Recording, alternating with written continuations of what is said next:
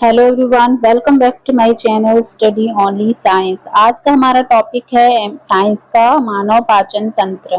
ठीक है, human digestive system. इससे टॉपिक के हम लगभग 45 क्वेश्चंस को हम पूरा करेंगे। तो वेरी इंपॉर्टेंट क्लास है, टॉप मोस्ट एमसीक्यूज को मैंने शामिल किया है, एनसीईआरटी बेस्ड है और नवीन पाठ्यक्रम जो कि आपका ये सभी प्रतियोगी परीक्षाओं के लिए इम्पोर्टेंट क्लास है आपकी। तो आप प्लीज क्लास को पूरा देखिए और चलिए शुरू करते हैं आज की हम क्लास को बिना किसी देरी के। तो हमारा पहला क्वेश्चन है, जो आहार नाल होती है उसकी लंबाई होती है। आहार नाल की लंबाई होती है, ये पूछ लिया जाता है, कई बार पेपर में आ चुका है, प्रीवियस ईयर क्वेश्चंस हैं इसमें। तो आहार नाल की लंबाई कितनी होती है? 9 से 10 मीटर। ठीक है, 9 से 10 मीटर की हो सकती है आहार नाल। अगला प्रश्न है, मुख गुहा किसका एक भाग है? तो मुख गुहा जो होता है वो किसका भाग होता है? ग्रासनली, पाचन ग्रंथि, आहार नाल का या लार ग्रंथि का? तो आहार नाल का भाग होता है मुख गुहा। ठीक है। अगला प्रश्न है, भोजन के पाचन की शुरुआत कहाँ से होती है? भोजन के पाचन की शुरुआत होती है मुख से।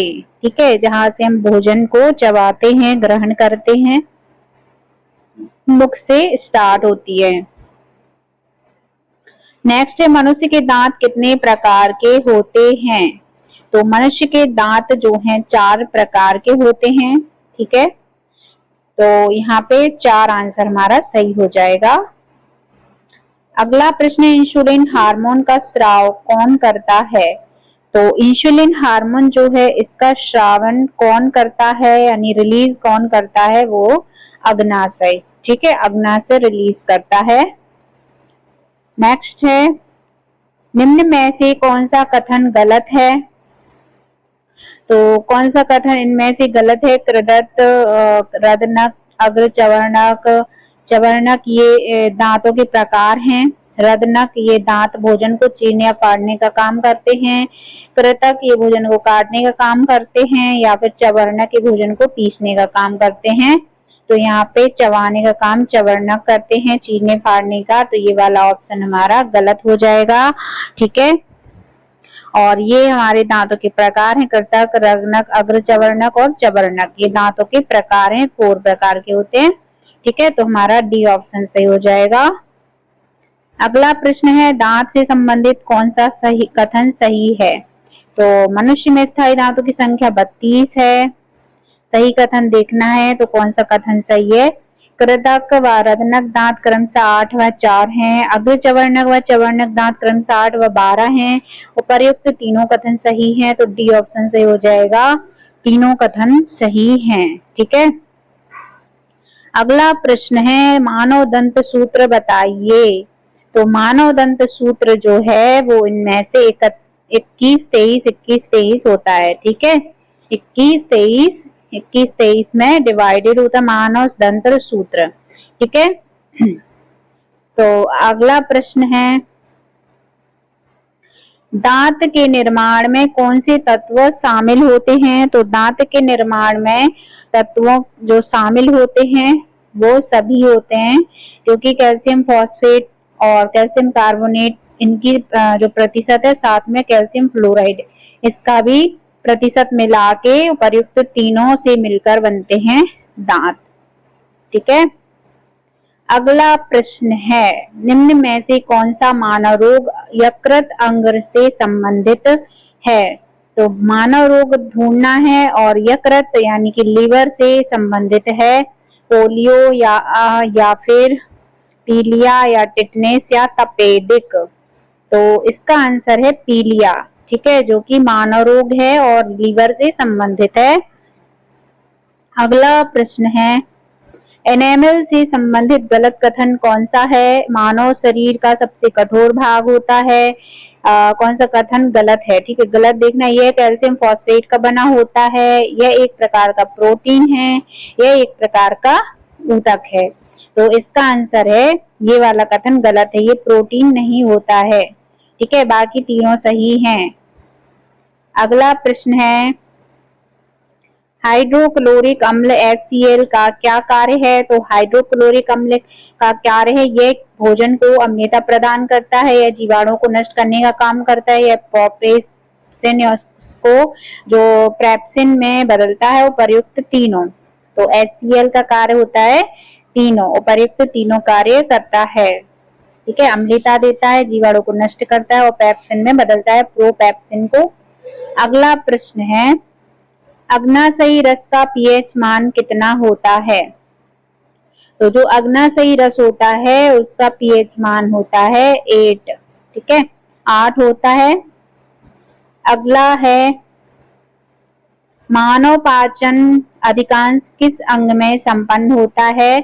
तो सबसे ज्यादा संपन्न होने वाला अंग होता है छोटी आंत में, सबसे अधिक समय तक मानव का भोजन पाचन होता है। ठीक है, अगला प्रश्न है, प्रोटीन का पाचन कहाँ से शुरू होता है? तो कहाँ से शुरू होता है ये पूछा है। प्रोटीन का पाचन आमाशय से शुरू होता है। ठीक है, अगला है, प्रमुख पाचन ग्रंथियां कौन सी हैं? तो प्रमुख पाचन जो ग्रंथियां हैं वो हैं, लार ग्रंथि भी पाचन में होती है, यकृत ग्रंथि भी कुछ हार्मोन्स रिलीज करती है, अग्नाशय भी हार्मोन रिलीज करके पाचन में। तो ये प्रयुक्त तीनों हो गया, डी आंसर सही हो जाएगा। नेक्स्ट है, जल का अवशोषण कौन से भाग में होता है? तो जल का अवशोषण वो होता है बड़ी आंत में, बृहदान्त्र भी बोलते हैं, बड़ी आंत बोलते हैं।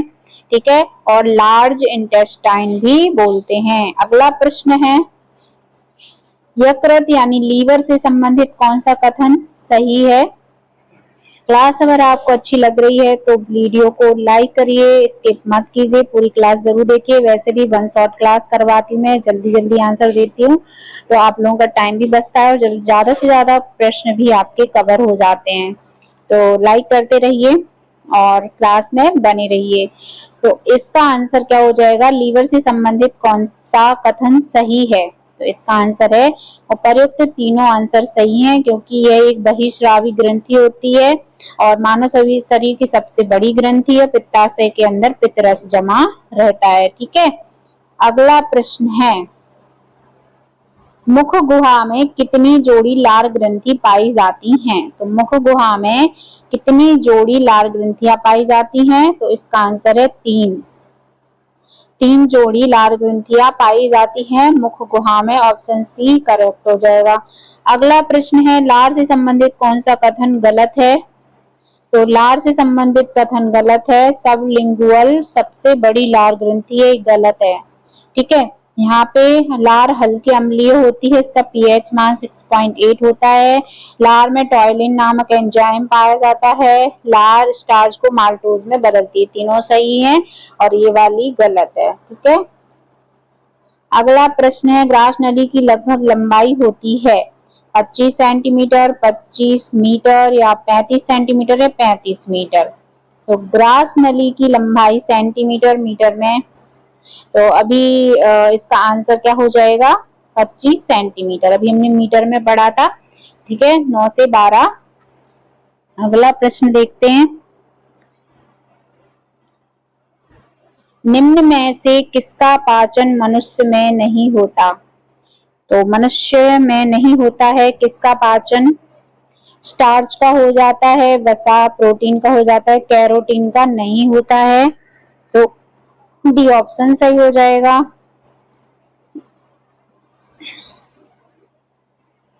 अगला प्रश्न देखते हैं, ग्रास नली ग्रसनी को आमाशय से जोड़ने वाले भाग का क्या नाम है?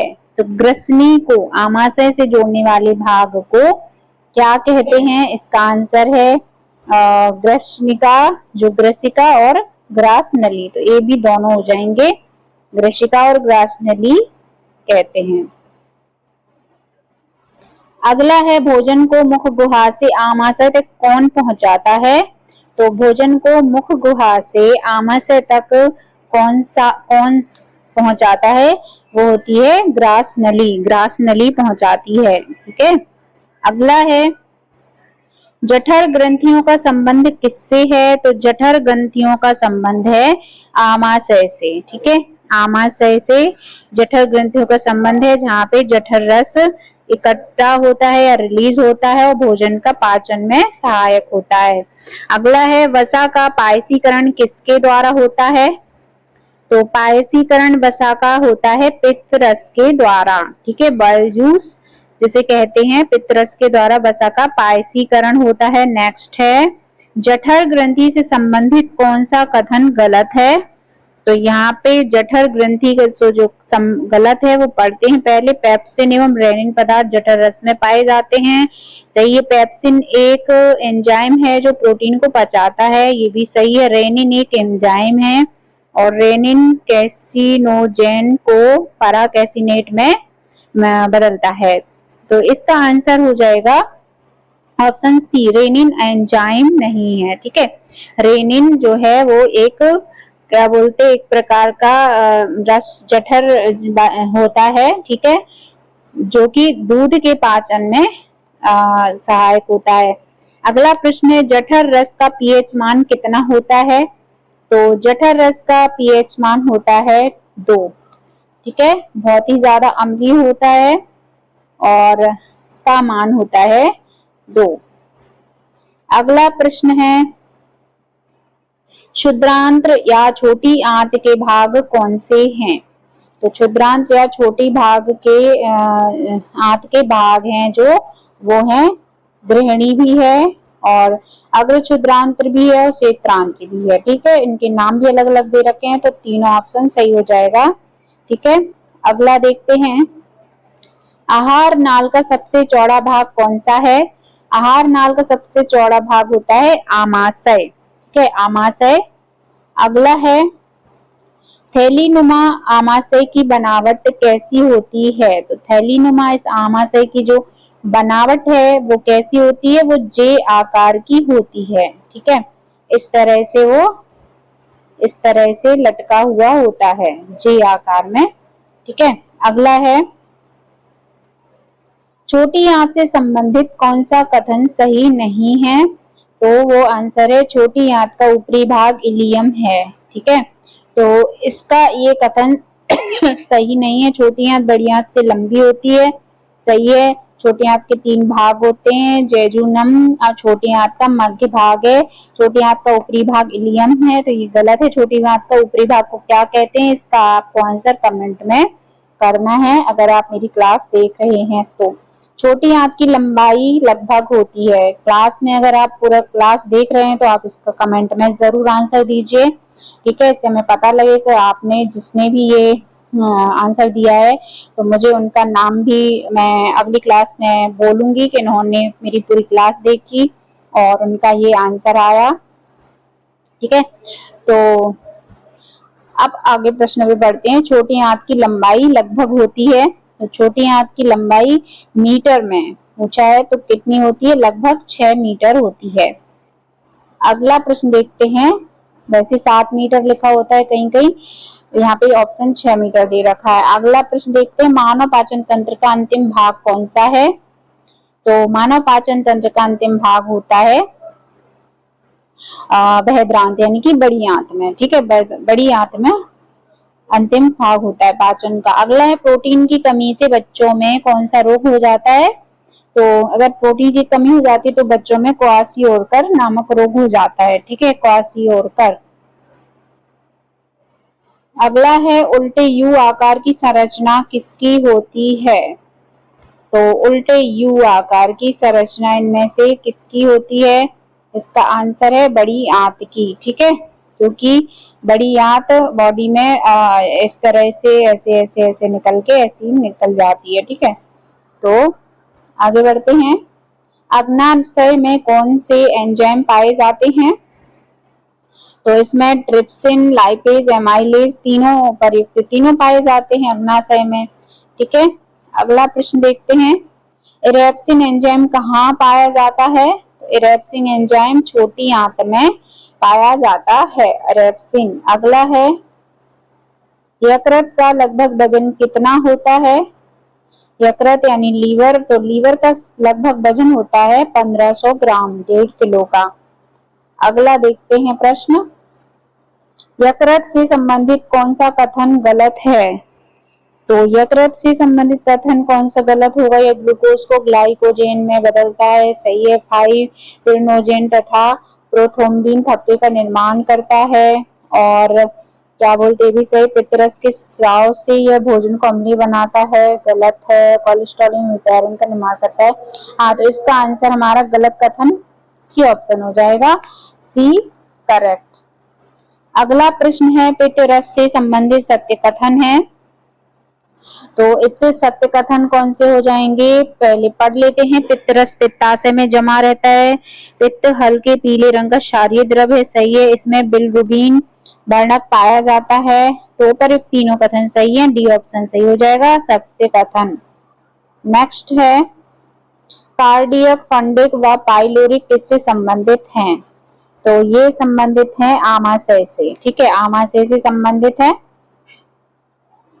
अगला प्रश्न है कोलेस्ट्रॉल बढ़ने का प्रमुख कारण है। तो कोलेस्ट्रॉल बढ़ता है किससे? वसा की अधिकता से। तो यहाँ पे बी सही हो जाएगा ऑप्शन। नेक्स्ट है निम्न में से कौन पाचन तंत्र का हिस्सा नहीं है?